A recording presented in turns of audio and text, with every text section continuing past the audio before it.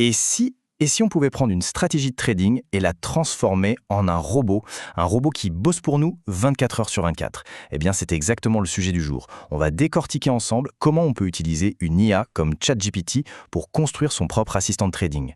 On part de la simple idée et on va jusqu'au code qui fonctionne. Alors, le parcours est assez simple en fait. Il se fait en 5 grandes étapes.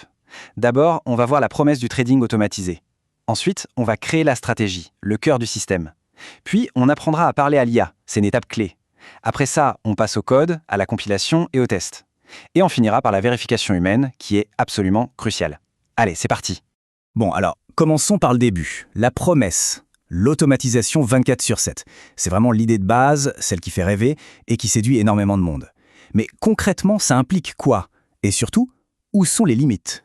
L'idée, il faut l'avouer, est hyper séduisante. Pensez-y.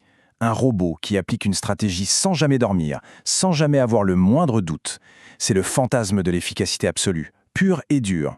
Mais est-ce que c'est vraiment aussi simple que ça en a l'air? Alors, la réponse est non. Il faut tout de suite évacuer l'idée de la baguette magique. Une IA, ce n'est pas un magicien qui va inventer de l'argent. C'est plutôt un ingénieur ultra rapide et ultra obéissant. Son succès, au final, dépend à 100% de la qualité, de la rigueur et de la logique des instructions qu'on lui donne. Et justement, tout commence là, avec la stratégie. C'est vraiment le cœur, le cerveau, on pourrait même dire l'âme du robot. Parce que sans une stratégie solide, claire et bien pensée, même la meilleure IA du monde ne produira que du chaos. Pour cet exemple, on ne va pas réinventer la roue. On va s'appuyer sur un grand classique, le croisement de moyenne mobile. Alors pourquoi ce choix? Tout simplement parce que c'est une stratégie qui repose sur des règles très claires, logiques, ce qui la rend parfaite pour être expliquée à une machine. Et puis c'est quelque chose de très connu et de très robuste. Pour bien comprendre le truc, il faut imaginer un duo, un peu comme un tandem. D'un côté, on a le sprinter, c'est notre moyenne mobile courte. Elle réagit au quart de tour, au moindre changement de prix. C'est elle qui va déclencher le signal. Et de l'autre côté, on a le marathonien, notre moyenne mobile lissée. Elle est plus lente, elle prend son temps, elle ne s'emballe pas. Son rôle, c'est de confirmer la grande tendance de fond. En gros, le premier donne l'alerte et le second donne le feu vert. À partir de là, on peut définir des règles d'or, des règles gravées dans le marbre. Le signal d'achat est simple. La moyenne rapide passe au-dessus de la lente. On ne traite que dans le sens de la tendance principale, point à la ligne. Et surtout, interdiction formelle d'utiliser des systèmes kamikazes comme la martingale, vous savez, cette technique qui consiste à doubler sa mise après chaque perte, une véritable recette pour le désastre. La sécurité d'abord, toujours. Ok, super. La stratégie, elle est claire dans notre tête. Maintenant, le vrai défi commence. Comment on communique ça à ChatGPT? Parce qu'attention, il ne s'agit pas de bavarder avec lui. Il s'agit de lui donner des instructions, des ordres d'une précision quasi chirurgicale. Et c'est là que tout se joue. La différence entre un résultat médiocre et un résultat excellent, elle est là. Demander « fais-moi un robot de trading », c'est aller droit dans le mur. C'est beaucoup trop vague, c'est une simple requête. L'approche qui marche, c'est de lui dire « agis en tant que développeur spécialisé en algorithmique pour MetaTrader ». On voit la différence? On ne demande pas, on briefe. On lui assigne un rôle, on définit un contexte, on fixe un niveau d'attente professionnel. En fait, un bon prompt, c'est comme une recette de cuisine. Il y a 4 ingrédients indispensables. Primo, les paramètres de base, genre le nom du robot, son numéro d'identification unique, etc. Secondo, les garde-fous de sécurité, comme un contrôle sur les frais ou des heures de trading bien définies. Tertio, la logique d'exécution, pour être sûr qu'il n'agisse qu'au bon moment, par exemple à la clôture d'une bougie. Et enfin, quatrièmement, un journal d'erreur, pour pouvoir comprendre ce qu'il fait et le débugger facilement. Si un de ces 4 ingrédients manque, la recette est ratée. Bon, et maintenant, c'est le moment magique.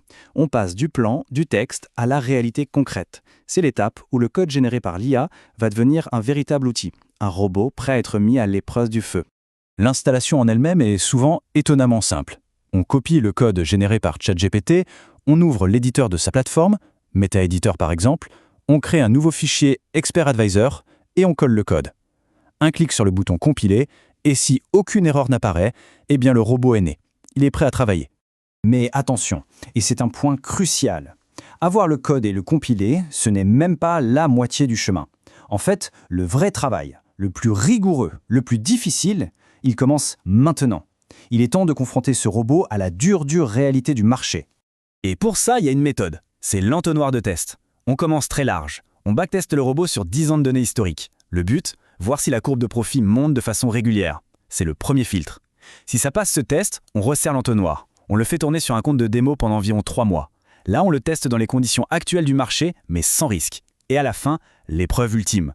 On compare les résultats de la démo avec le backtest sur la même période de 3 mois.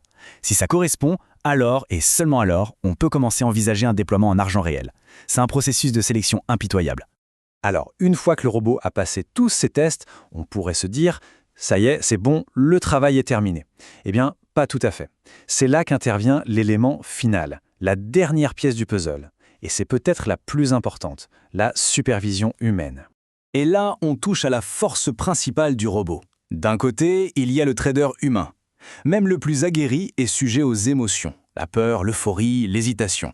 Il peut s'écarter de la stratégie sur un coup de tête. De l'autre, le robot. Lui, c'est une machine à discipline. Il exécute le plan avec une objectivité de 100%. Il suit les règles, sans exception, sans état d'âme. Il est cohérent et il est uniquement basé sur les données. Et pour une tranquillité d'esprit vraiment totale, il y a une dernière étape, une sorte de ceinture de sécurité supplémentaire. Pour une somme assez modique, souvent entre 30 et 40 €, on peut faire relire le code par un développeur expérimenté. C'est vraiment un petit investissement pour une grande sécurité. C'est l'assurance qualité qui permet de détecter une éventuelle erreur de logique invisible à l'œil nu. Et tout ça nous amène à la grande question finale, une question un peu philosophique mais essentielle. L'automatisation apporte la discipline, c'est vrai. Mais qui discipline l'automate? Eh bien la réponse, elle est simple, c'est l'humain. L'IA est un outil d'exécution absolument phénoménal, probablement imbattable, mais la stratégie, l'intelligence derrière la stratégie et surtout la responsabilité finale, tout ça, ça reste et ça restera toujours entre les mains de l'humain. C'est lui le véritable chef d'orchestre.